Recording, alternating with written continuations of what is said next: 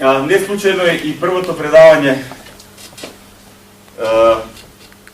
со кое треба да се отвори оваа сезона на предавања во оваа сала, е посветено на оваа тема, значи, за тој процес на духовен пат, на духовен развој, за тие скалила или фази, низ кои минува личноста, која го остварува тој процес на своето спасение или на своето ослободување од сатанското робство, од злото, гревот, духовната и телесната смрт. Се што е создадено нашиот Творец, ако убаво тоа го анализирате, ќе видите дека се во себе има процес. И телото наше, кое се зачнува во утробата на мајката, и тоа не одеднаш се формира, туку е процес. И кога ќе фрлите жито, семе во земјата, тоа веднаш не изритува, туку си има свој процес и како сето тоа се развива и така натаму. Исто така и нашиот духовен живот, односно животот на нашата личност, кога ние во христијанството го употребуваме тој термин духовен живот, ние под тој термин го подразбираме нашиот внатрешен човек или животот на нашата личност, на тоа што сме ние, всушност. Видете, ние сме тело, имаме тело, но имаме и личност, односно една духовна карактеристика, својство во себе си. За разлика од телото, кој се функционира по своите законитости, нашиот внатрешен човек или нашата духовност или нашиот, да кажам, идентитет, нашето собство не се развива онака автоматски. Видете, телото наше се зачнува во утробата на мајката, си има процес од 9 месеци во кое телото се формира и ги добива своите органи, и кога ќе биде подготвено телото да влезе во овој свет, тогаш ние се раѓаме и тогаш започнува нашето биолошко постоење. Значи, со нашето раѓање започнува животот на нашето тело. И многу често, многумина, нашиот живот, односно животот го поистоветуваат со телото. Вела, тогаш си се родил. Да, тогаш си се родил како тело, како биолошко постоење. Но кога започнуваш со своето духовно постоење, духовно живење, тоа веќе е друга тема, односно тема на она што денеска треба да го говориме. И видете, телото си функционира по еден внатрешен автоматизам, онака како што Бог ги постави работите. Откако ќе се роди детето, тоа е згрижено од своите родители, кои се грижат за него, го хранат, го топлат и така натаму. И полека тоа тело се развива, поминува 1 година, 2 години, така натаму, и почнува таа личност полека да добива состојба на самосвесност. Видете, кога ќе разговарате вие со дете од 1 година, ќе видите дека тоа дете има свесност, дека има идентитет, но дали има само свесност за себе и одговорност и само сознание, тоа е многу сериозно прашање. Како што се развива нашиот биолошки раст или развој, не секогаш се развива и нашиот духовен развој. Не секогаш, за жал.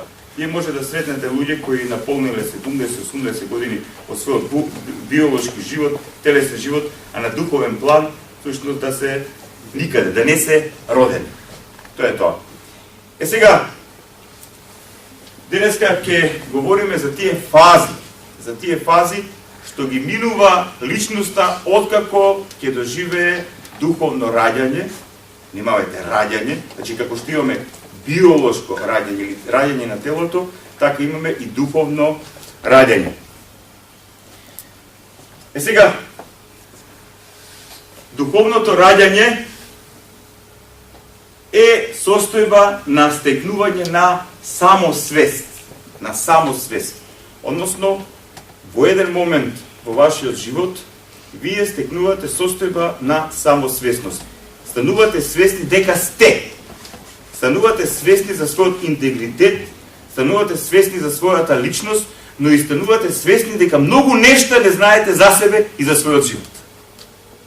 И тогаш започнувате да ја барате вистината, односно започнувате да барате одговори.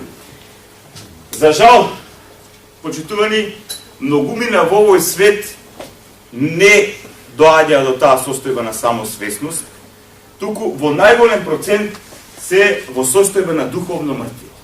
Во најголем процент се во состојба на духовно мртвило. Односно, нивната личност, нивната самосвест, нивното собство, нивниот внатрешен човек, не знам кои се термини да ги користам, е во состојба на духовно мртвило. Значи, нивното собство, нивниот внатрешен човек се наоѓа во состојба на духовно мртвило. И таквите луѓе во овој свет, ако се гледаат од духовен аспект, представуваат марионети. Просто некој си игра со нив и со нивниот живот.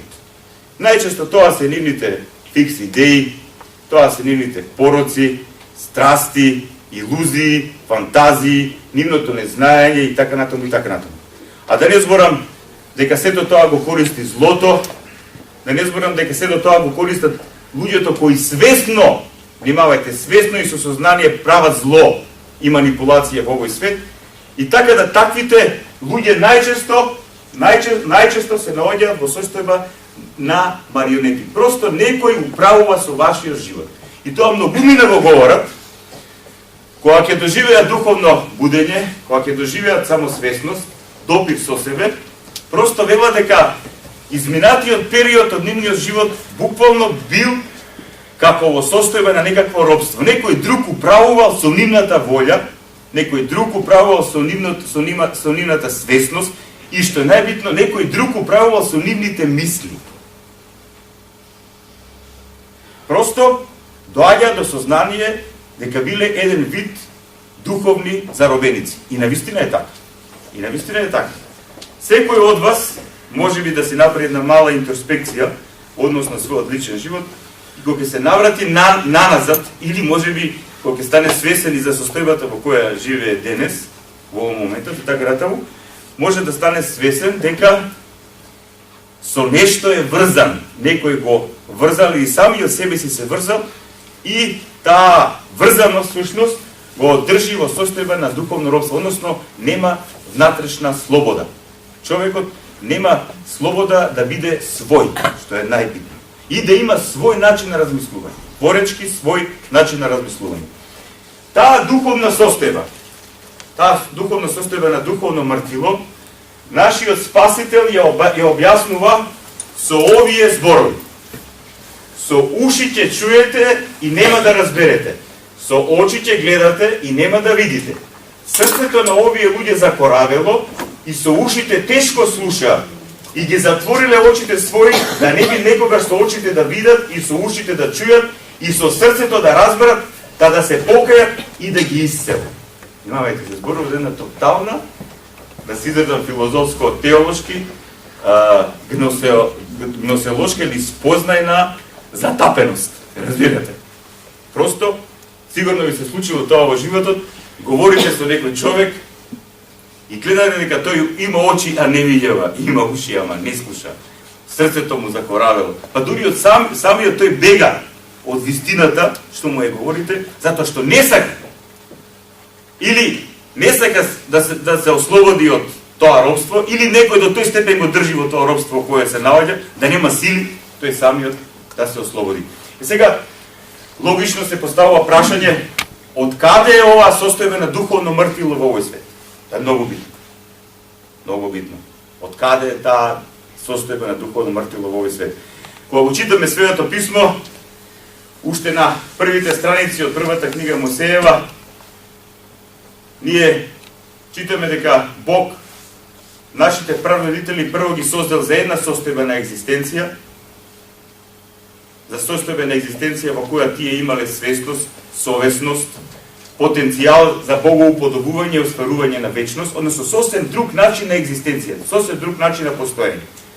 Но за жал, поради непослушноста кон Бога, кон неговата заповед, кон она што Бог го промислил и го насочил за нашите прародители, Адам и Ева, Адам и Ева неподготвени взимаат од дрвото на спознанието на доброто и злото, излажени и потикнати од нашиот духовен непријател, а тоа е сатаната.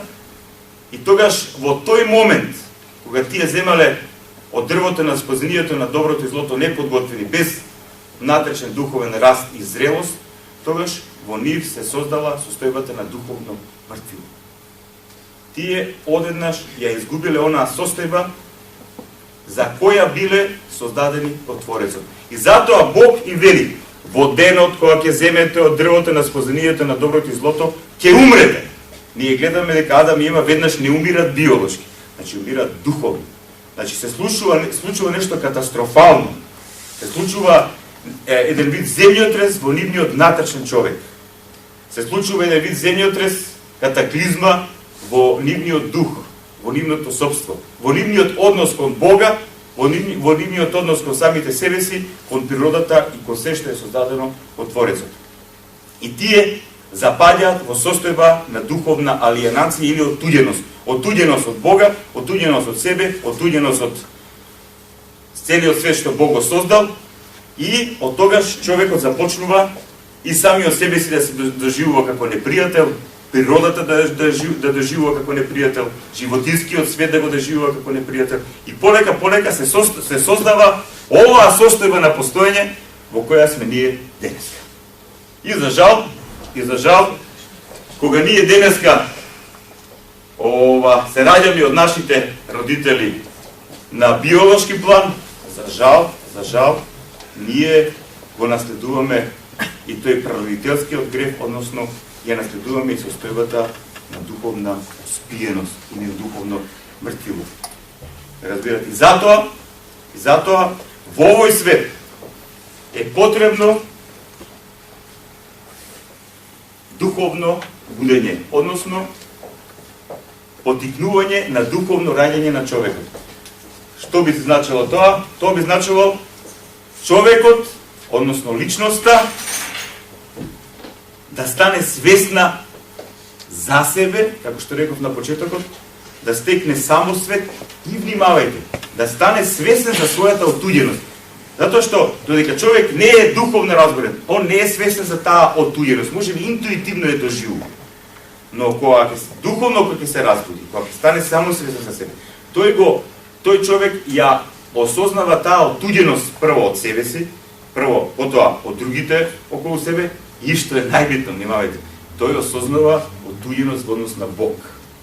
Со духовно неразбуден човек, вие кога ќе зборувате за Бог, Бог ништо не му значи, не разбирате, ништо. Тоа е апстрактна именка која тие и таквите луѓе си ја толкуваат и разбират како што нив им одговара. Но кога духовно ќе се разбуди, тогаш за вас личноста добива значење. За вас животот добива значење. За вас постоењето добива значење. За вас Бог веќе не е апстрактна именка.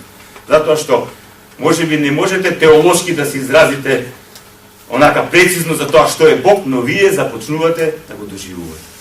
Односно, затоа што веќе се отварате за него, вашиот натрчен човек го отварате за него, и тогаш вие почнувате да го доживувате Бог.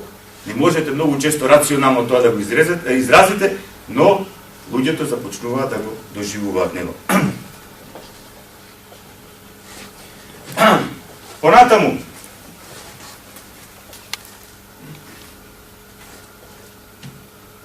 Христос низ една парабола што е запишена во Светото Евангелие според Лука за блудниот син. Многу е долга параболата, прекрасна, но ние немаме време сега за сето тоа. Но ова се клучните зборови за ово што го зборувам. Ова се клучните зборови. Ова е формулата за духовното будење. Зашто овој мој син мртов беше и оживе. Мртов беше, се мисли на духовна состојба на духовна заробеност или мртвило. Значи, овој мој син мртов беше и ожив. Значи, како се вели таму, и дојде наседе. Стане свесен за состојбата во која се наоѓа. Мртов беше и оживе, внимавајте, изгубен беше. Тоа е таа духовна отуѓеност, алиенација. Изгубен беше и се најде. Без оваа формула, буквално, ако H2O е формула за вода и тоа е тоа, ова е формула без која нема духовен живот. Ако ова човек не го доживее, не мора тама да биде мој син, може да биде моја ќерка, не е битно. Така е параболата за тие двата сина, за постариот и помладиот и така натаму. Значи, секој од нас во еден момент од својот живот осознава дека бил духовно мртов, дека бил марионета, на разни невидливи, како да кажам, врски што го држале во духовно робство, од разни причини. И како што и тој блудниот син, кога станал свесен за себе си, до која состојба паднал таму со свињите, јада, дури и тоа не може да замислите до кој степен од паднатост и така натаму.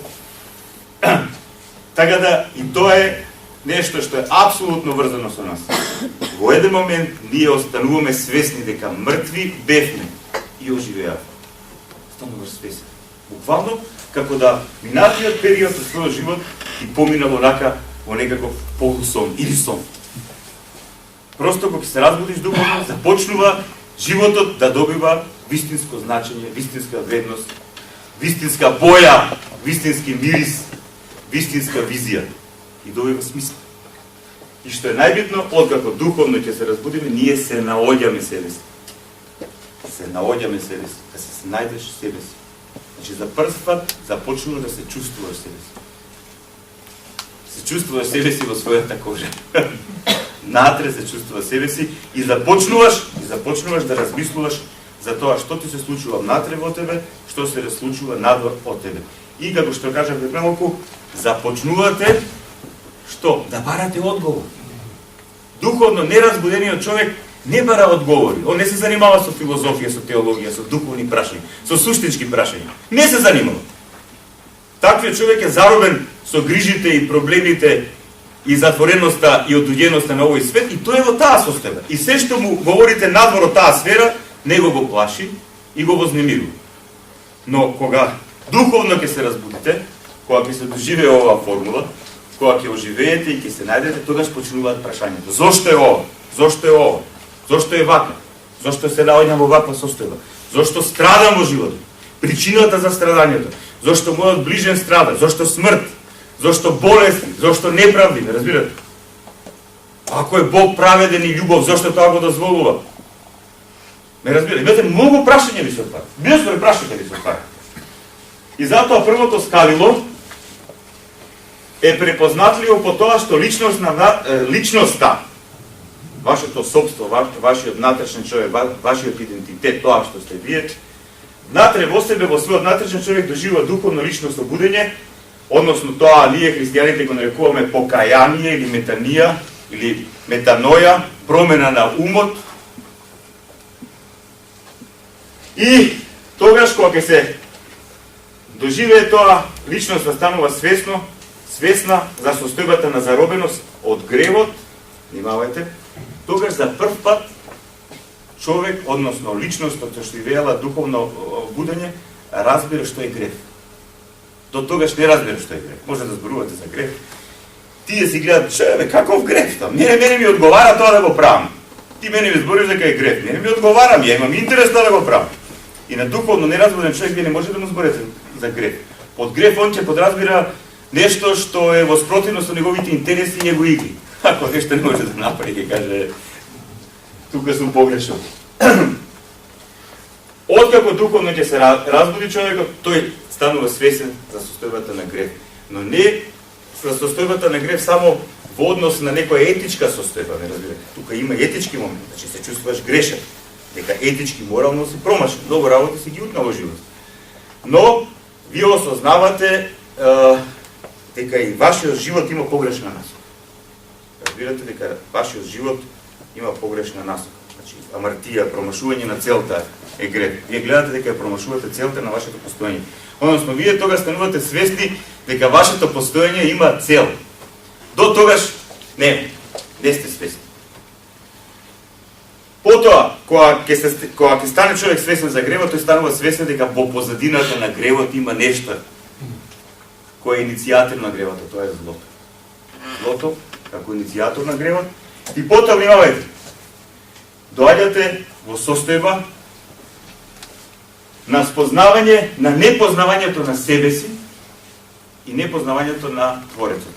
Значи, буквално, постоите, знаете дека сте, а не знаете дека сте, дека постоите, не знаете кој сте.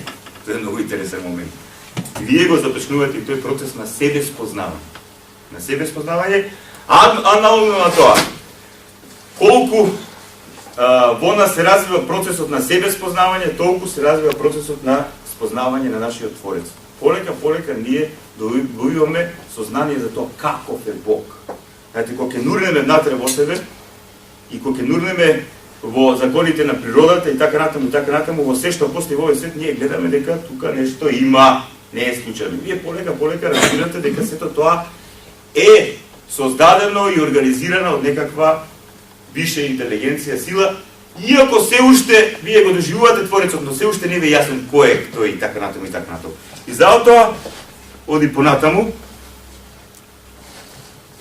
Затоа внимавајте, тогаш почнува вашата потрага по разни духовни движења, многу често.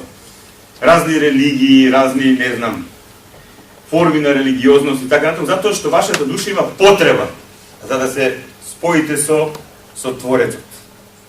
И полека, внимавајте, ако искрено барате, а што е најинтересно, колку повеќе вие Бога го барате во искреност и отвореност и смирение, толку повеќе тој на вас ознатре ви се приближува.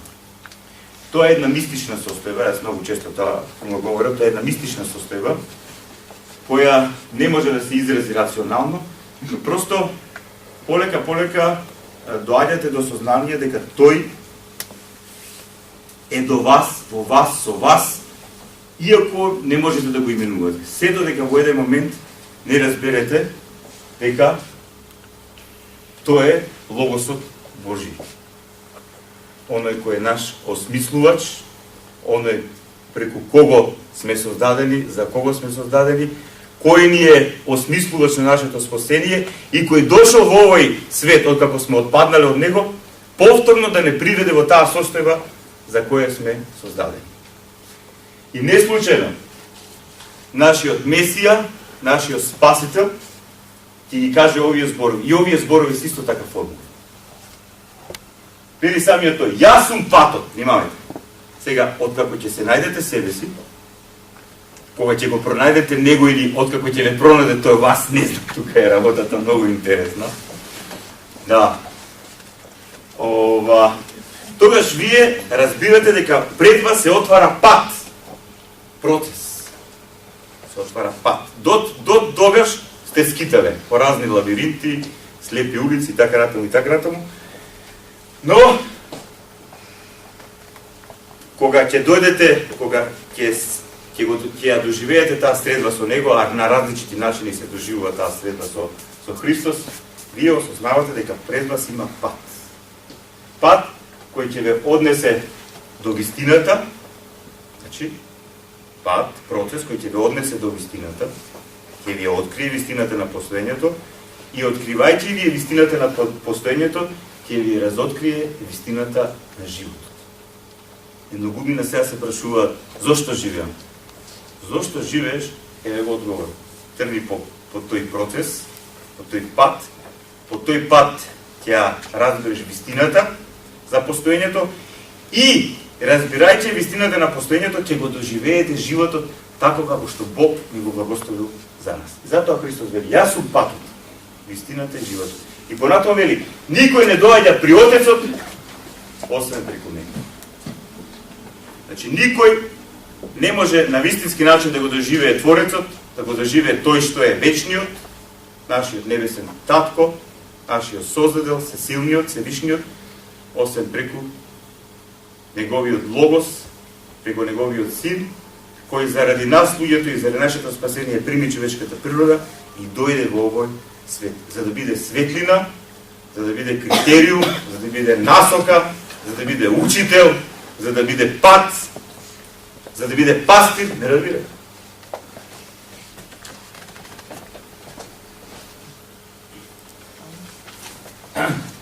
Тоа го зборувавме, само да го дефинираме, значи второто скалило. Значи кога е човек веќе на второто скалило е препознатливо по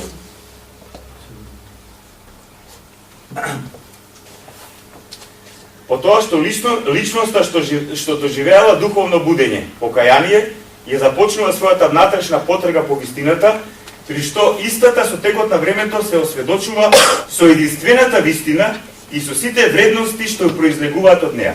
Внимавајте, кога човек започне да живее духовен живот, за него постат многу вистини. И ова е вистина, и она е вистина, и тоа е вистина, и така е вистината, или онака е вистината, и така натаму. Но со текот на времето, вие разбирате дека не може да постојат многу вистини. И вие полека патувате до сознанието и осознавањето дека постои само една вистина. И тој што е вратата кон вистината и кој што е самата вистина. Тоа е Христос. Кога ќе дојдете во допир со Него, тогаш вие разбирате вистината и ги разбирате сите вредности што произлегуваат од таа вистина. Вредности на живење. Одеднаш стекнувате вредностен систем. Многу луѓе, тоа често го говориме, многу луѓе денеска немаат вредностен систем. Зошто? Велиме ерозија на морал, на етичност, на духовни така. Па затоа што најголем процент од нашите современици ја не ја оствариле својата како да кажам, средба со вистината. Не ја оствариле својата средба со Христос. Не дека Христос не сака, него, за жал, голем процент од нашите современици бегаат од вистината. Бегаат. Не сака да се сооча со вистината, затоа што ако се сооча со вистината, треба да се сооча со што? Треба да се сооча со себе. А ако се сооча со себе, треба да се менува. И они велат, јас не можам да се сменам. Тоа е исто така формула, многу ми го велат. Јас не можам да се сменам затоа што овој свет е ваков како што е. Ако се сменам, не можам да успеам во овој свет. И тука, и на тој начин си го запечатуваат својот, како да кажам, духовен бродов. Кокетирајќи, имајќи компромис со овој свет, сакајќи да успеат во овој свет, тие се губат и себе си, и овој свет. И затоа Христос вели, внимавај, секој збор што го кажува Христос, на вистински начин особено се осознава кога ќе почнеме да живееме во тој процес. Кога Христос вели па целиот свет да го здобиеш, да го имаш целиот свет, да бидеш Господар на целиот свет, ако душата своја ја загубиш, тогаш ништо.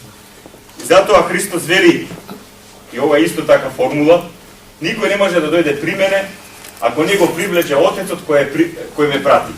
И јас ќе го воскреснам во последниот ден. Значи, внимавајте, тој е многу битен момент. Значи, никој не може да дојде до Христос, не може да дојде до вистината, однатре, да се сретне со Христос, ако нашиот небесен Отец не односно не го потикнал тој процес на духовно раѓање. И третото скалило се препознава по тоа што во таа фаза личноста го препознава Божиот призив, повик или потик за осмислување во длабочините на своето битие, во центарот на личносниот идентитет. Овој призив не го ведува во внатрешна средба со Христос, со Месијата, и истиот не осведочува дека вистината е личност, а не абстрактен систем. Внимавајте. Многумина во овој свет вистината е доживува како абстрактен, филозофски, не знам каков систем. Кога ќе се оствари таа внатрешна наша средба со Христос, ние осознаваме дека вистината е личност. Дека вистината и се што постои е создадена и промислена од некого. Има смисла.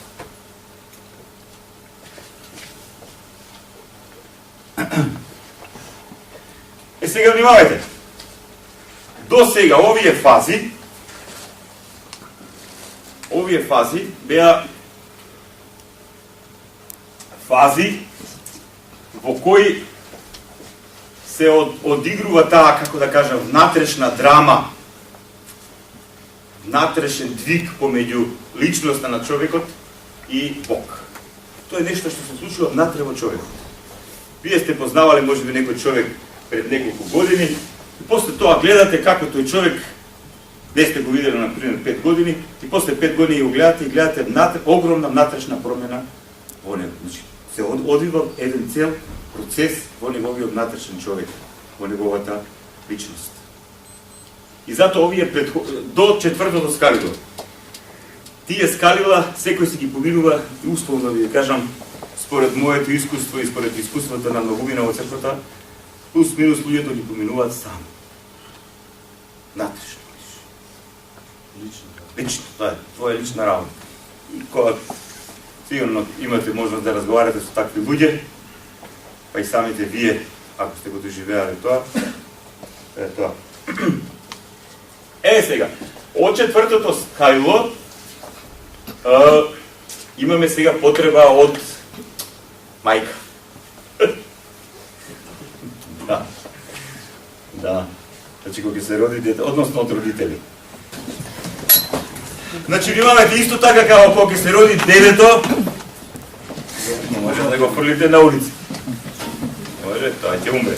Така да и кога се родиме духовно, Бог промислил некој да не прифати.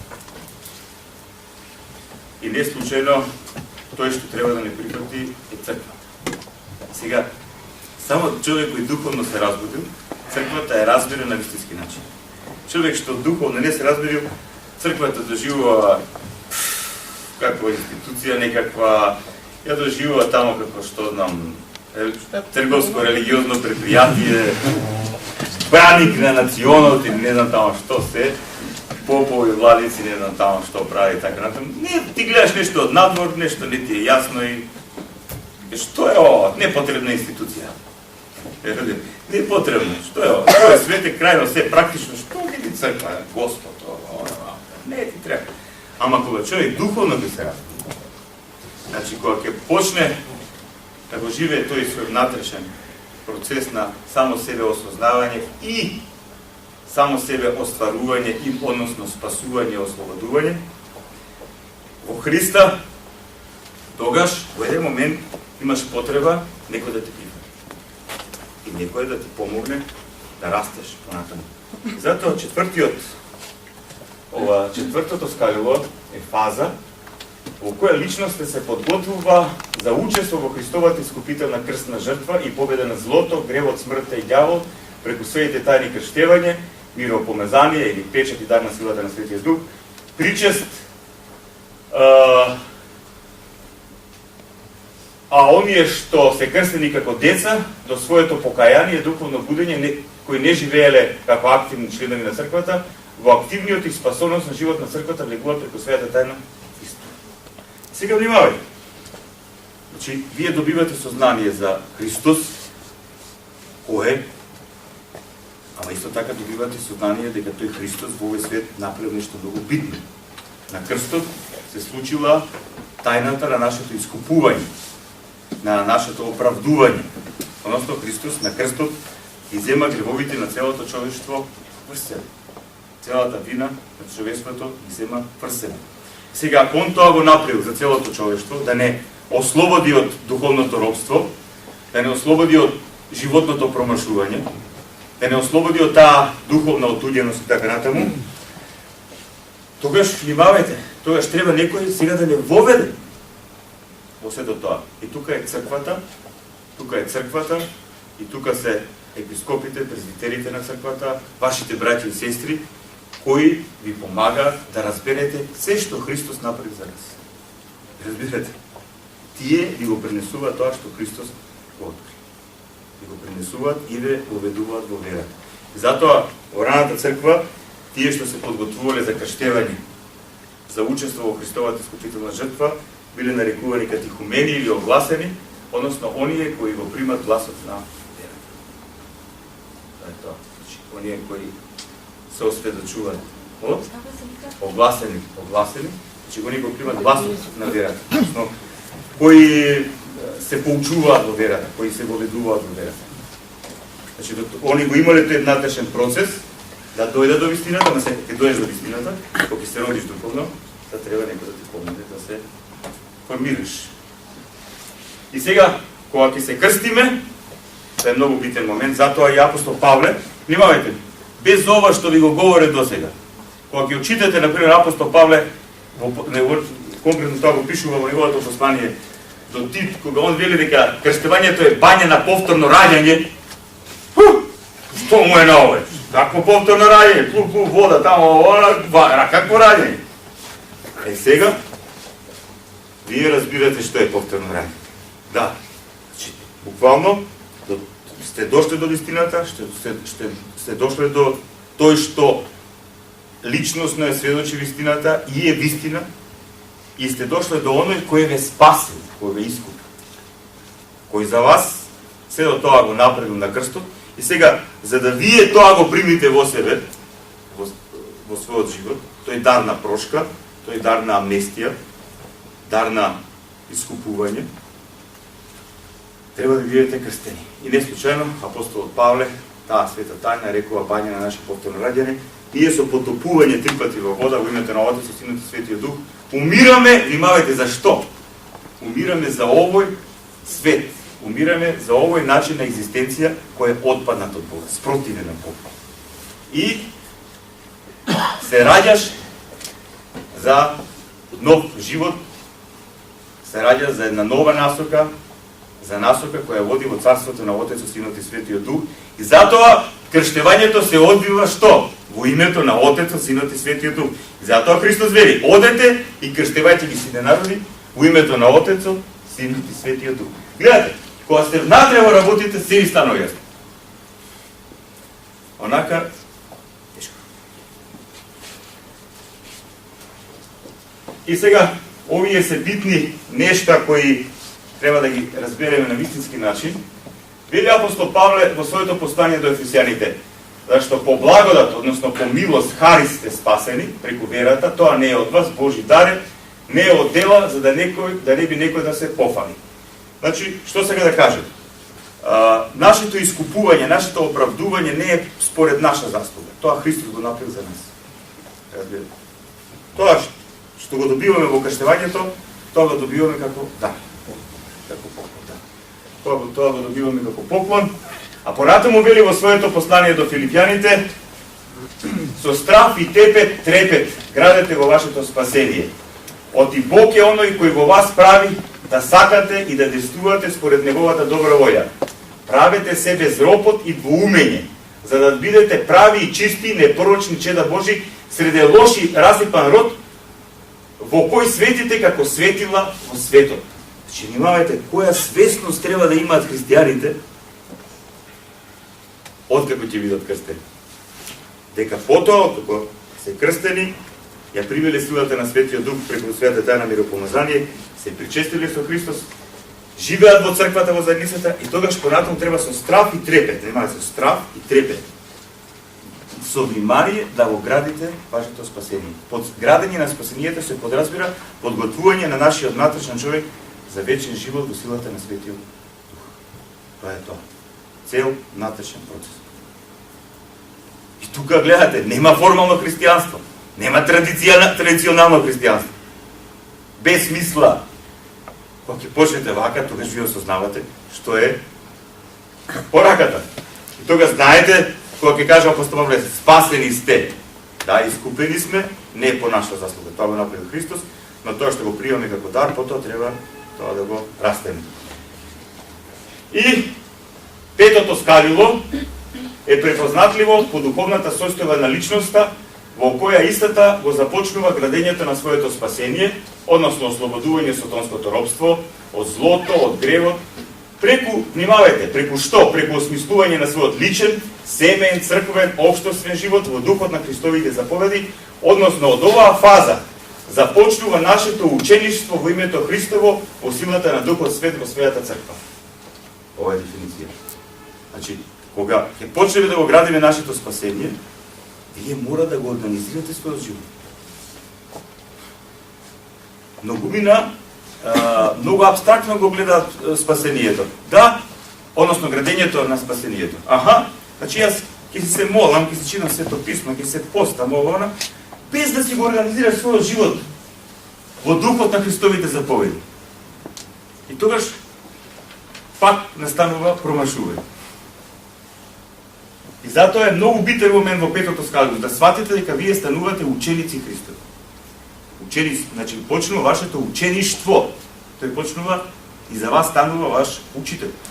Тој ве води. Тој почнува да ве учи како да си го организирате својот личен живот. Да си го организирате. Како да се организирате себе. Својот внатрешен свет. како и на кој начин да се изразувате во овој свет, не разбирате? Да се изразувате, да се остварувате во овој свет, преку даровите што Господ ви ги дал, преку талентите, способностите. Разбирате, секој има од нас различити способности, не разбирате? Секој има различити способности. И преку тие способности секој се изразува себе си. И што е најинтересно, кога ќе почне и духовно да расте, тогаш доаѓаат и даровите на Светиот Дух. Тогаш гледате еден човек гледате како буквално почнува да расветува. Почнува тотално една натрешна метаморфоза во него, преобразба. И замислите, такви луѓе знаат да си го организират и свој семеен живот. Замислете, две личности од спротивен пол, машко и женско, со оваа свесност. Кога ќе влезат они во брак. Зашто денеска е се катастрофално? Затоа што луѓето не се свесни. Има свесност, немаат насока. Тоа е тоа. И тогаш ти знаеш да си го организираш и својот личен живот, и својот црковен живот, и својот семен црковен живот. Црквата тогаш се станува мајка. Таа се грижи за тебе. Браќата и сестрите, твоите епископи, презвитери, они се грижат за тебе во Светиот Дух. Разбирате? Значи се започнува да се доаѓа на место. Вашиот личен, вашиот семеен, вашиот општествен живот. Зависи Бог зашто промислил да бидете. Да бидете механичари, свештеници, политичари, доктори, научници. Не е битно! Не е битно кај сте, не разбирате? Не е битно кај сте. Не е битно кај. Битно е дека таму кај што сте, вие давате плод.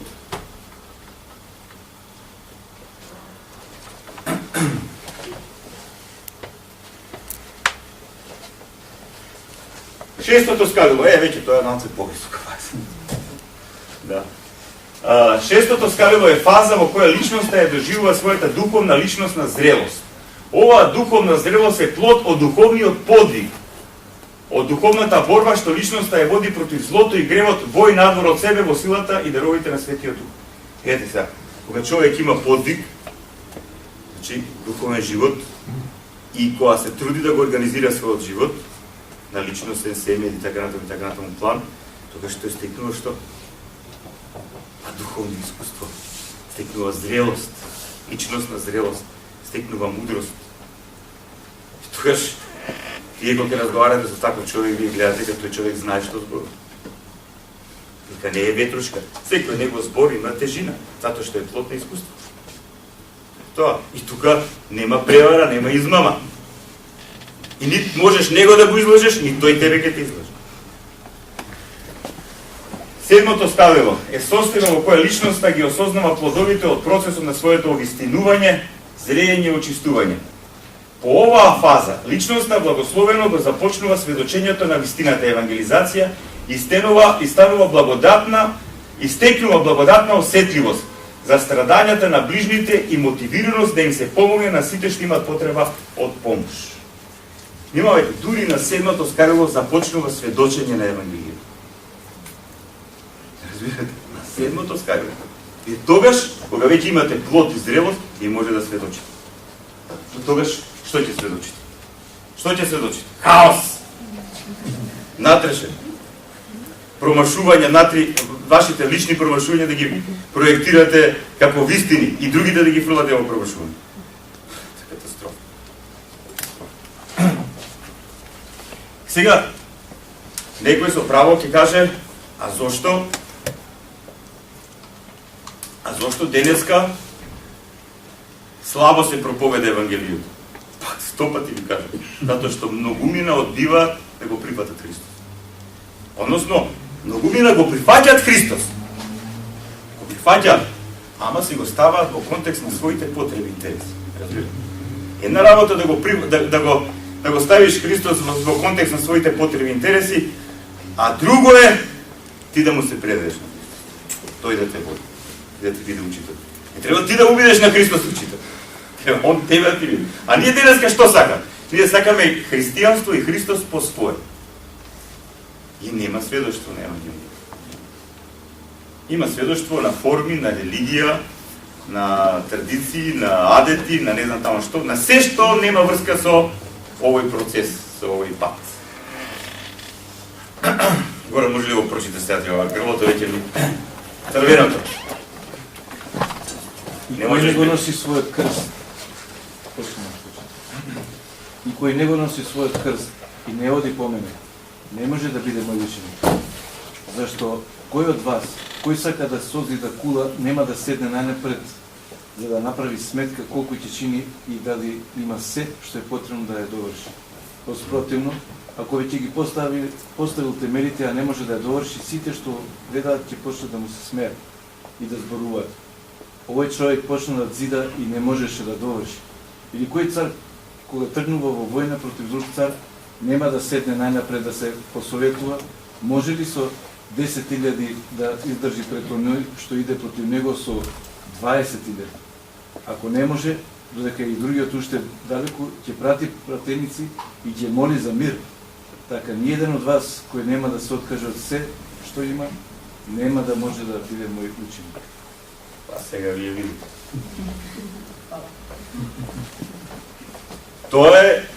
Тоа Христос го кажува. Не го кажувам јас, брат Горан го прочита, но тоа Христос го кажал, Светиот апостол Лука го запишал во своето Евангелие, и тоа е критериум.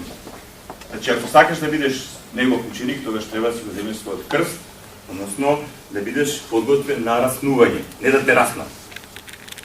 Значи, навнатачно раснување. Раснување помеѓу вистината и лагата, помеѓу доброто и злото во овој свет, помеѓу лудоста и нормалноста во овој свет. Разбирате? Тоа е тој процес. И сега, Христос вели, ама ти кога ќе го почнеш тоа, биди малце свесен, кај си, што си, направи си сметка, дали можеш? Биди умен. И цело време он не потикнува на разумност, на мудрост. Не, прво направи си сметка, дали имаш сила, ако немаш, тогаш види зашто немаш сила. И од каде побара силата. И тогаш започнува нашето учеништво. И кога ќе почне нашето учеништво, започнува нашата трансформација. 6 и 7 скарило. И тогаш се стекнува во тие две, особено во 6 скарило, таа состојба на зрелост. Се состојба на зрелост, на духовно искуство. Внимавајте, човек кој е духовно зрел, тој станува духовно одговорен. Он станува осетлив за страдањата на другите луѓе. И има потреба да ја сведочи вистината не заради неговото его, не да се прави учител, не разбирате. Апостолите не го правиле тоа, страдале, ги гонеле, ги убивале.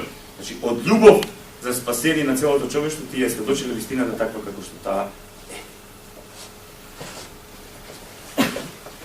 е. Сега идеме малце понатаму. Ова е веќе тврда храна.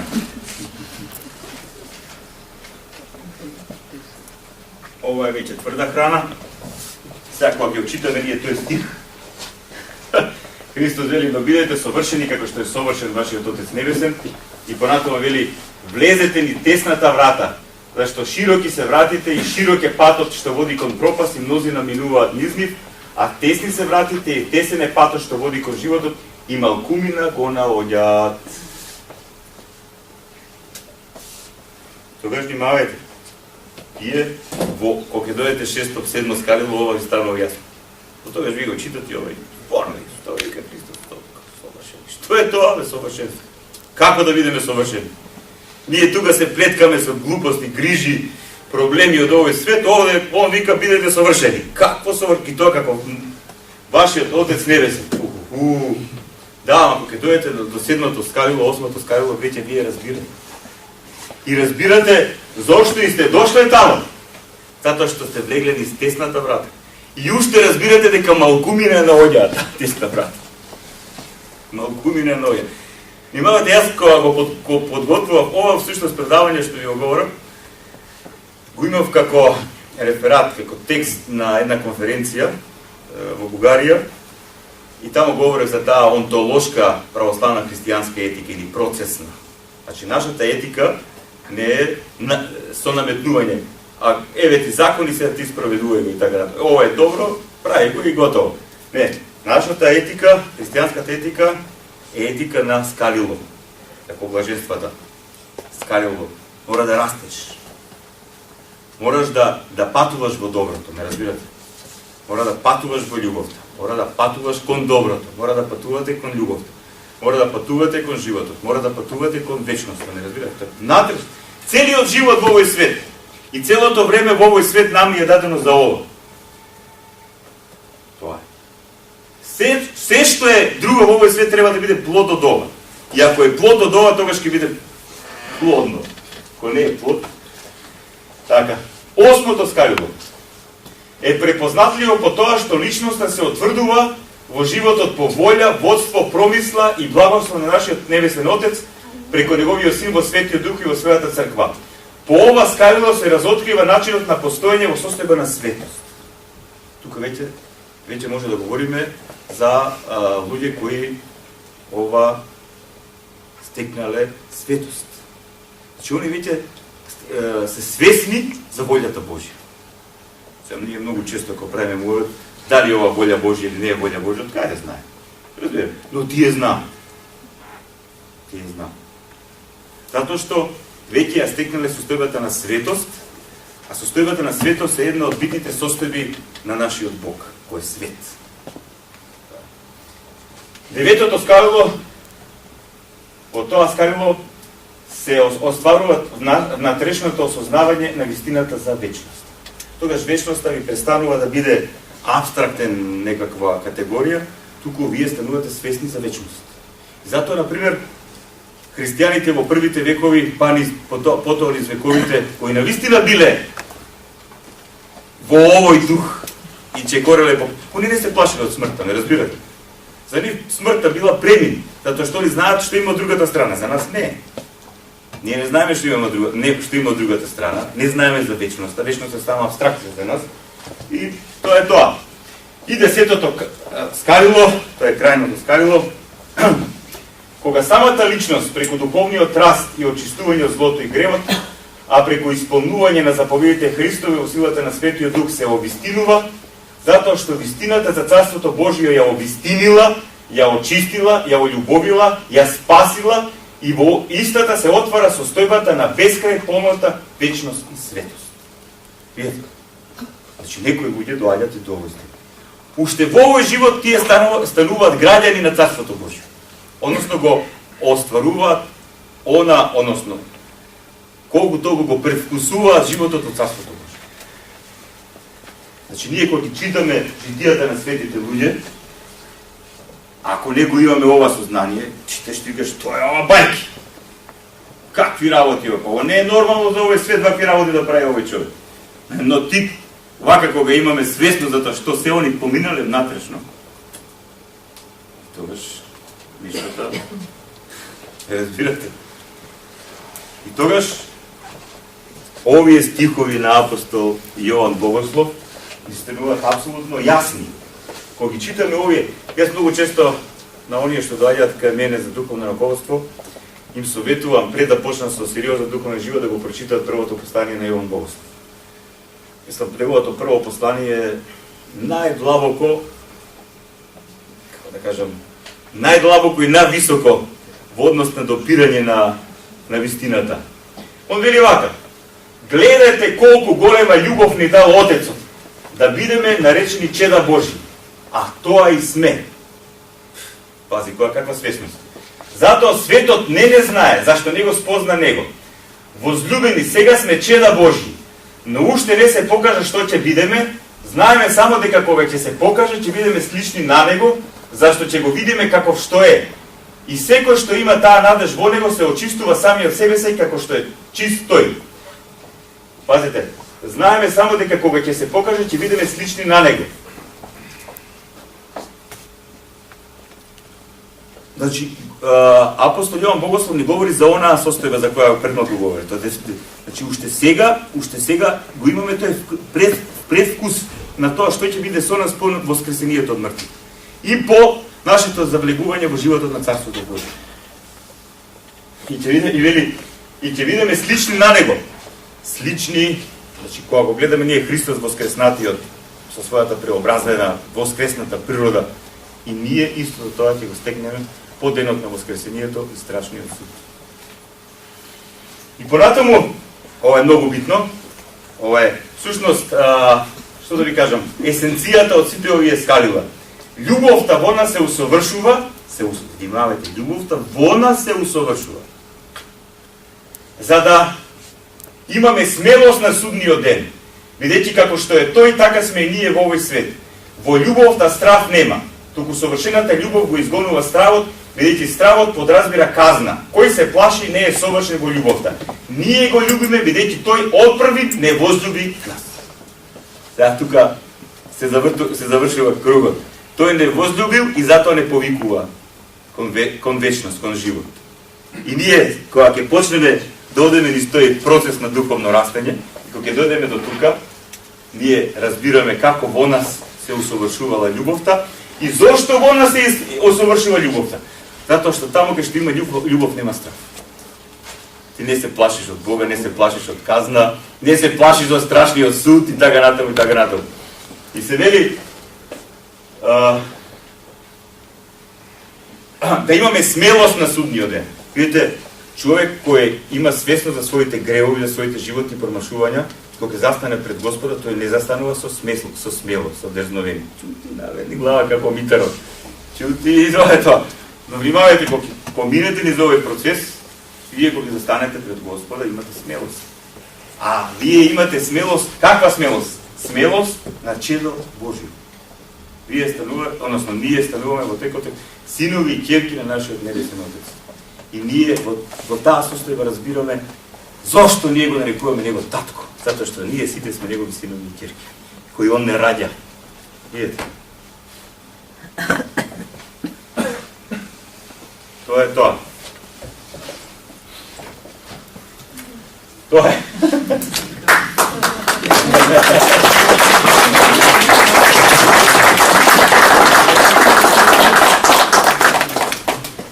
Тоа е познатата скала, лествица од Светиот Лествичник, по која се чекори, и сега некои чекорат и доаѓаат до Христос. Видете, и ова е Христос. И скалата е Христос, патот. И тој што ве води нагоре е Христос, во силата на Светиот Дух. И тој што ве чека е Христос. Не разбирате? Е сега, он 101% прави за нас. Што друго да направи? Тоа е така, видите, тоа секој што го искуси ова, го говори тоа што е. Тоа е. Има тука на ова скала, гледате овие стрели на лукавиот, што вика апостол Павле, вештени стрели на лукавиот, па видите овие што. Тоа е тоа, тие врски, внимавајте, тие врски, па дури кога ќе тргнеме по патот, ако не сме ученици Христови, ако не сме негови ученици, туку ученици, ќе се наречеме христијани, ама сме ученици на Митре, на овој, на оној. Повеќе него го слушаме како Христос. А Христос те чека таму. Христос е патот. Христос се ти дал и ти не го слушаш него. Он ти вика, човече, јас знам што е за тебе. Јас знам како е, каде е патот. Јас знам што е. Јас сум доброто, јас сум вистината. Ти одиш во злото. Јас ти кажам, тоа е зло. И ни викаме, не. Во мојата филозофија, во мојот идеолошки систем, тоа што Христос го вели не е така, иако сум ја христијанин, ќе си останам христијанин, ама ќе си го прифатам и ова. Не може. Не може. И затоа Христос вели, некој ќе каже, ова, каков е овој став? Кога читате тоа, што Христос вели, немојте да имате други учители освен мене. Како сега? Зошто се ова наметнување? Монополизам на вистина и така натаму. И сега, со луѓе кои не живееле духовно будење, кои немаат искуство од ова, како да им објасним? За нив е вистина и Христос, и Мухамед, и Маркс, и не знам тамо што и така, се им е вистина. По суштина, они се вистина. Да, центар на вистина, да се они се критериумот. Што ми одговара за вистина, тоа е вистина. Не. Вистината е таа што е. Тоа е тоа. Фала за предавањето, беше прекрасно организирано и многу работи ми се разјаснија, што ми беа како дилема и нејасни во животот, во пракса и мојотичен духовен живот. Но едно ми остана нејасно, ако е Бог љубов и ако е Бог праведност и ние ако сме спасени според неговата милост, зашто има луѓе што не се спасени. Сега, може би го кажавте, ама јас не го разбрав добро, ама зашто Бог остава некои луѓе да не се спасат? Ова дам на многу ме мачи, например, безмислам на моите блиски. Нека се најдов и јас без кадилата, меѓутоа општо да збориме за човештвото. Пака сега, ние, искрено кажано, нема докрај да знаеме кој ќе биде и кој нема да биде спасен. Да, ама зашто не Иш сме по ова скала. Да. Ако не Бог е милостен, нека сака сите да се спасат. Па Бог сака сите да се спасат. Па Бог сака да сите да се спасат. Него целата приказка дали ние сакаме да бидеме спасени. Под спасение се подразбира ослободување, значи од сатонското робство, од злото, од гревот, од духовната смрт, телесната смрт, да. Дали човек сака да се ослободи? Сега, тука се отварат многу прашања. На крај на крајвите реков, првите скалила, а овие другите скалила и така. Но првите скалила е нешто што се случува внатре во душата на човек, во неговата личност, во неговиот внатрешен човек. Мога да кажете? Неговата воља тука да. Далеќе е така не. Значи тука во неговиот мисловен свет, тука е значи он тоа размислува човек, значи прифаќа, не прифаќа. Го прифаќа за својата волја, не го прифаќа за својата волја. Својата слобода, како да кажам, ја посветува, не ја посветува на тоа. Си има други ориентации во животот. Знаеш, тоа ако ќе седнеш да разговараш со некој човек, преку тој разговор ќе видиш на каде он се ориентира, ме разбираш? Ментално каде е ориентиран. На каде ги ориентирал своите мисли. На каде е ориентирал својата волја. И што е најбитно, каде го ориентирал својот интерес. Изборот го представува. Па изборот. Вижте, многу луѓе си имат свој интерес. Него не мој интерес.